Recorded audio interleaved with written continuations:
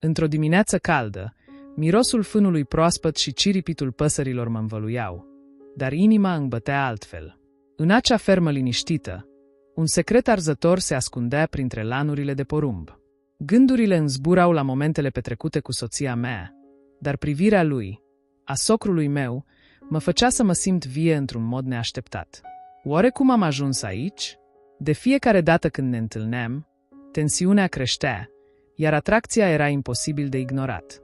Fiecare zâmbet, fiecare atingere, mă făcea să mă întreb, e doar o iluzie sau un foc ce arde mocnit? Dar, în acele momente, realitatea părea să dispară, iar dorința prelua controlul. Într-un colț al minții mele, știam că acest joc era periculos. Cât de departe ești dispus să mergi pentru a-ți urma inima? Îmi aduc aminte cum, într-o noapte, totul s-a schimbat. O alegere a fost făcută, iar limitele au fost depășite. Ce s-a întâmplat atunci? Rămâi aproape, pentru că povestea noastră abia începe. A fost o zi obișnuită când am ajuns la fermă, fără să-mi imaginez că această plimbare va deveni o piatră de hotar în viața mea. Aerul era proaspăt, iar sunetul păsărilor umplea camera cu o melodie bâlândă. În timp ce mă plimbam prin câmpuri, l-am văzut pe socrul meu, așezat într-un balansoar vechi. În privirea lui era ceva care intriga, un amestec de singurătate și înțelepciune. În timp ce ne salutam, am simțit o tensiune în aer, de parcă ceva urma să se întâmple. Atingerea mâinilor noastre a fost scurtă, dar intensă și știam că ceva s-a schimbat între noi. Conversațiile noastre au început să curgă natural, de parcă am fi prieteni de multă vreme. A vorbit despre fermă, amintirile sale și secretele pe care le deținea pământul. Era o familiaritate care mă atrăgea, ceva ce nu puteam explica. Cu fiecare râs și schimb de priviri, tensiunea a crescut. Parcă dansam într-un câmp minat, fiecare cuvânt și gest purtând o greutate pe care începeam să o înțeleg. Inima îmi bătea mai repede, iar ideea că era greșită îmi răsuna în minte. Secretele fermei. Acea fermă nu era doar un spațiu fizic, era o mărturie a unor povești nespuse. În timp ce ne plimbam pe coridoarele vechii case, el a început să împărtășească relatări despre tinerețea sa și provocările cu care se confruntă familia sa. Era un amestec de mândrie și durere în cuvintele lui și puteam simți încărcătura emoțională pe care o purtau acele amintiri. Ferma era plină de secrete care păreau să se împletească cu atmosfera din jurul nostru și m-am simțit din ce în ce mai implicat. Odată cu trecerea timpului, mi-am dat seama că secretele nu erau doar din trecut, ci și din prezent. Felul în care vorbea despre fiica sa, partenerul meu, era plin de dragoste, dar era și un spațiu gol pe care nu-l puteam ignora. Legătura dintre noi părea să sfideze logica, ca și cum ferma ne-ar aduce împreună într-un mod pe care nu l-aș putea controla. Era ca și cum pământul de sub picioarele noastre era conștient de atracția noastră interzisă, păzind greutatea deciziilor noastre. Trădare emoțională. Pe măsură ce relația dintre noi a evoluat, trădarea emoțională a devenit din ce în ce mai evidentă. A fost un sentiment confuz, un amestec de dragoste și dorință care a sfidat tot ceea ce credeam că este corect. Mi-am iubit partenerul, dar era ceva la socrul meu care m-a atras irezistibil. Legătura pe care o formam era intensă și în același timp periculoasă. Cu fiecare conversație, fiecare atingere întâmplătoare, am simțit că trec o linie invizibilă. Au fost momente când noi doi ne prindeam schimbând priviri pline de sens, iar atmosfera se schimba instantaneu. Parcă lumea din jurul nostru a dispărut și eram doar noi doi. Presiunea de a păstra această relație secretă a devenit insuportabilă, dar gândul de a renunța m-a îngrozit. Eram conștient de trădarea pe care o comiteam, dar emoția și pasiunea pe care le simțeam mi-au făcut greu să rezist. Dragostea pe care am avut-o pentru partenerul meu s-a amestecat cu o dorință incontrolabilă, creând un conflict intern care a devenit din ce în ce mai dureros. Conflictul intern cu care mă confruntam devenea o furtună în mintea mea. M-am trezit sfâșiat între loialitatea față de partenerul meu și atracția copăleșitoare pe care o simțeam pentru socrul meu. Era ca și cum fiecare parte din mine ar fi fost în război, iar bătălia s-a intensificat cu fiecare întâlnire. Vinovăția m-a consumat, dar în același timp a existat o plăcere interzisă pe care nu am putut să o ignor. Ferma, cu secretele și poveștile sale, a devenit cadrul perfect pentru această dilemă morală. Nopțile au fost cele mai grele. În timp ce stăteam lângă partenerul meu, gândurile socrului meu mi-au invadat mintea. Amintirile întâlnirilor noastre s-au amestecat cu realitatea vieții mele, creând un vârtej de emoții care m-au lăsat epuizat. Am vrut să fiu credincios, dar flacăra care se aprindea între noi era greu de stins. Dragostea lui pentru ea a devenit o amintire îndepărtată, eclipsată de atracția intensă care s-a dezvoltat în tăcerea fermei. Presiunea a crescut în fiecare zi. Teama de a fi descoperit m-a paralizat, dar ideea de a pune capăt tuturor părea imposibilă. Cum aș putea renunța la ceva care m-a făcut să mă simt atât de viu? Tensiunea dintre onestitate și dorință a devenit de nesuportat și știam că în orice moment adevărul ar putea ieși la suprafață. Ferma, cândva doar un loc, devenise un simbol al tot ceea ce îmi doream și mă temeam, un spațiu în care fiecare colț ținea ecourile alegerilor mele. În acele zile petrecute pe fermă, am descoperit o latură a vieții mele pe care nu o cunoscusem până atunci. Atunci când ne întâlneam în colțurile mai retrase ale proprietății, între pomii înfloriți și fânețele aurii, totul părea să se oprească în loc. Fiecare privire, fiecare atingere, era încărcată de o intensitate care îmi tăia respirația. Ne lăsam purtați de impulsuri irezistibile, de dorința de a ne explora unul pe celălalt, de a ne pierde în momentele acelea care păreau atât de interzise. Era o fugă din realitate, o evadare din normele care ne înconjurau. Îmi amintesc cum, uneori, ne întâlneam la apus, când soarele se ascundea încet în spatele dealurilor. Aerul era cald, dar și plin de o electricitate care ne făcea să ne dorim mai mult. Atingerile noastre erau delicate, dar pline de o pasiune latentă. În acele momente, totul părea să dispară. Familia, responsabilitățile, chiar și rușinea. Eram doar eu și el, pierduți într-o lume a noastră, unde totul era permis și fiecare sărut era o promisiune de mai mult. Însă, fiecare moment intim pe care îl împărtășeam era și o sabie cu două tăișuri. De fiecare dată când ne despărțeam, inima îmi era greu de dus. Teama de a fi descoperiți plutea în aer, ca o umbră deasupra noastră. Erau momente în care mă întrebam dacă merita să risc totul pentru o pasiune care, în esență, era considerată interzisă. Dar dorința era atât de puternică, încât mă lăsam purtat de val, fără să realizez pe deplin consecințele. Apoi, au apărut bârfele. Membrele familiei au început să observe schimbările dintre noi. O privire mai lungă, o zâmbet mai strălucitor, toate acestea au stârnit suspiciuni. Mi-am dat seama că nu puteam ascunde ceea ce simțeam, chiar dacă încercam să mențin o fațadă de normalitate. Tensiunea din aer devenea din ce în ce mai palpabilă, iar fiecare întâlnire intimă devenea un risc mai mare. Cu fiecare gest, mă întrebam dacă era ultimul. Interferența familiei. Familia era, fără îndoială, o forță care ne influența viața în moduri pe care nu le anticipasem. La început, toate interacțiunile erau pline de voie bună și râsete, dar pe măsură ce relația noastră devenea mai complexă, atmosfera se schimba. Mă simțeam ca un actor într-o piesă de teatru, jucând un rol care nu mai era confortabil. Fiecare zâmbet pe care îl ofeream părea superficial, iar privirile curioase ale celor dragi mă urmăreau constant. Am început să observ cum, în cercul nostru familial, micile detalii nu mai scăpau atenției. O întrebare de la un văr, o aluzie de la o mătușă, toate aceste lucruri îmi dădeau fiori. Erau ca niște săgeți care mă loveau în piept, dându-mi de înțeles că secretul meu nu putea rămâne ascuns pentru mult timp. Oare cât de mult se simte familia legată de noi? Cât de mult puteau suspecta? Întrebările acestea îmi răsunau în minte, iar anxietatea creștea cu fiecare întâlnire. Un moment crucial a fost când, într-o seară, am petrecut timpul la masă cu toți. Atmosfera era mai tensionată ca niciodată. Am simțit privirea lui în timp ce povesteam, iar inima mi-a sărit în bătăi. Aș fi vrut să mă ascund, să mă fac mic, dar nu puteam. Fiecare glumă, fiecare mâncare servită era un test. Subiectele de conversație păreau să evite, deliberat, orice aluzie la relațiile noastre, dar eu știam că, în adâncul sufletului, fiecare dintre noi era conștient de ceea ce se întâmpla. Familia nu era doar martoră, ci și judecător. Am început să mă tem de privirile lor, de gândurile pe care le-ar putea avea. Mă întrebam cum ar reacționa dacă ar afla adevărul.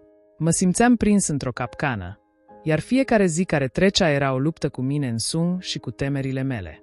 În plus, mă gândeam la partenera mea, care nu merita să sufere din cauza alegerilor mele egoiste. Aș fi putut să aleg, dar inima îmi spunea altceva.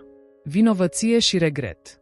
Pe măsură ce zilele treceau, vinovăția devenea o constantă în viața mea. În momentele de liniște, când eram singur cu gândurile mele, nu puteam să nu mă gândesc la ceea ce făceam. Îmi aminteam de partenera mea, de momentele frumoase pe care le-am petrecut împreună și de promisiunile făcute. Însă, atracția față de soacra mea era ca o forță a naturii, imposibil de ignorat. Fiecare moment petrecut cu el îmi aducea plăcere, dar și o povară imensă. Culpa mă apasă ca o piatră grea pe piept. De fiecare dată când mă întâlneam cu el, simțeam că îmi trădez partenera. Eram conștient că fiecare zâmbet, fiecare sărut, era un atac direct asupra relației mele. Mă întrebam dacă merita să continui pe acest drum, dar inima mea nu voia să renunțe. Era ca și cum m-aș fi aflat într-o furtună emoțională, fără nicio cale de ieșire. Am început să fac autoevaluări constante, să mă întreb unde am greșit. Ce m-a făcut să ajung aici? Era o chestiune de dorință, de atracție, sau era ceva mai profund? Sentimentele de regret erau copăleșitoare. Mă gândeam că, în loc să mă bucur de momentele alături de soacra mea, ar fi trebuit să îmi dedic timpul partenerului meu. Și totuși, cum pot renunța la ceva ce mă face să mă simt atât de viu? În unele seri, mă trezeam visând la o viață diferită, una în care nu eram prins în mrejele acestei pasiuni interzise. Îmi imaginam cum ar fi să mă întorc la normalitate, să pot privi în ochii partenerului meu fără să simt acea greutate. Dar fiecare vis se transforma rapid în coșmar, pentru că știam că nu puteam schimba ceea ce simțeam. Era ca și cum m-aș fi aflat într-o colivie din care nu puteam ieși.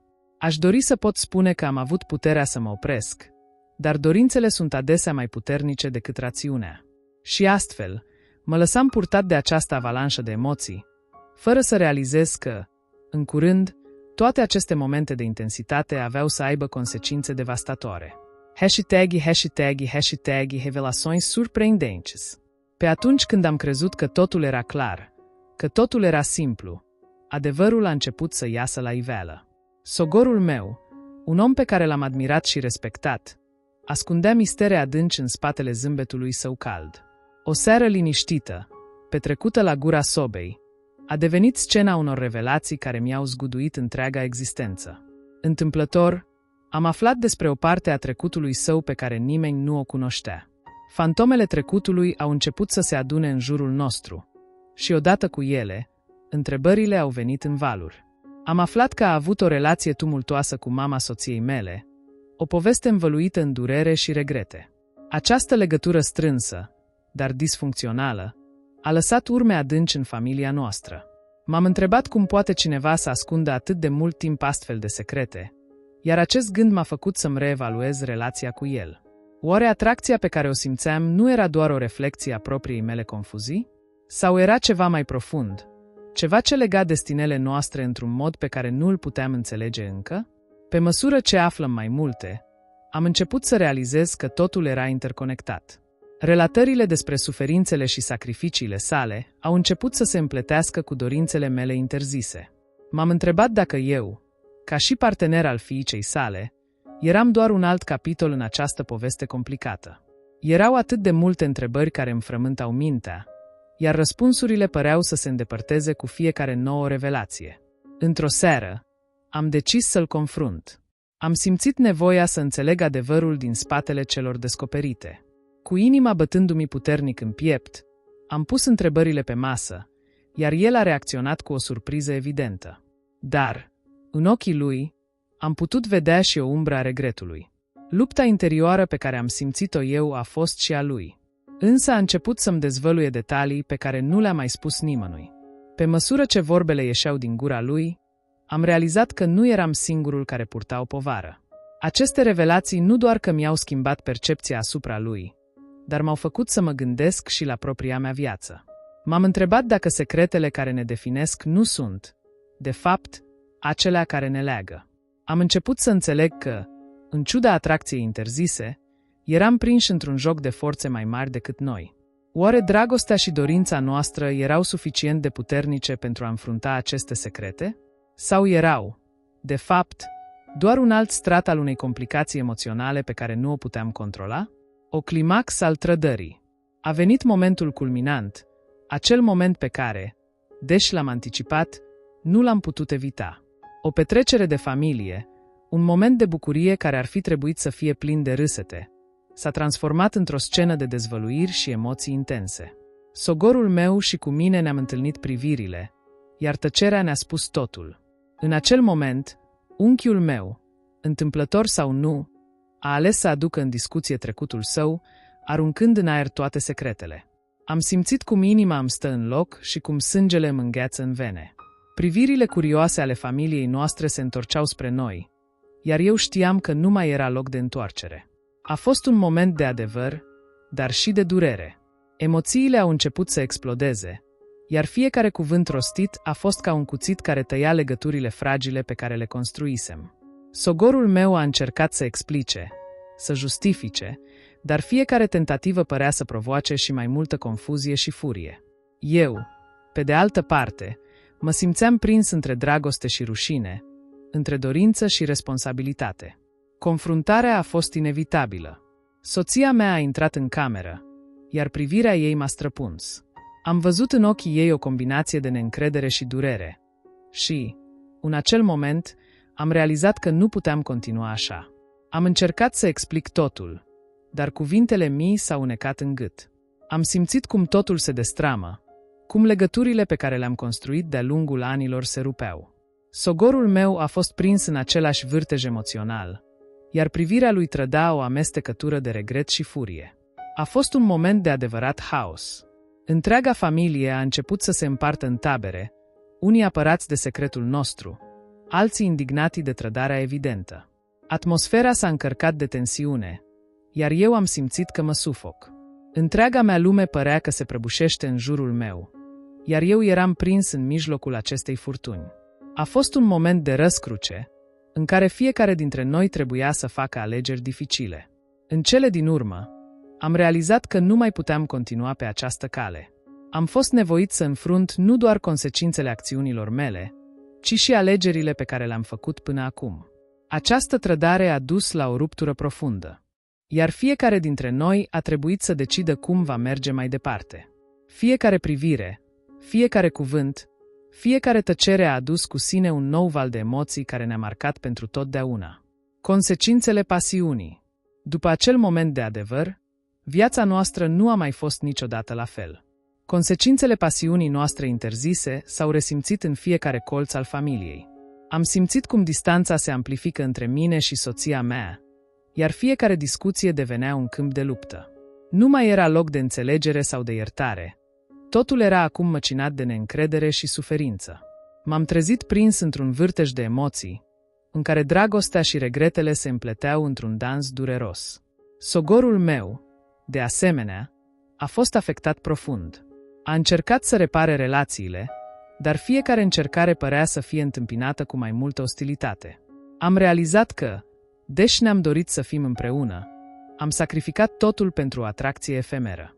Fiecare zi care trecea părea să adâncească și mai mult răul pe care l-am făcut, iar fantomele trecutului ne urmăreau, reamintindu-ne constant de alegerile noastre. În momentele de singurătate, am reflectat la ceea ce s-a întâmplat și am început să înțeleg că dragostea nu este întotdeauna suficientă. Am căutat răspunsuri, dar am descoperit doar întrebări. Oare merita tot acest haos pentru o clipă de plăcere?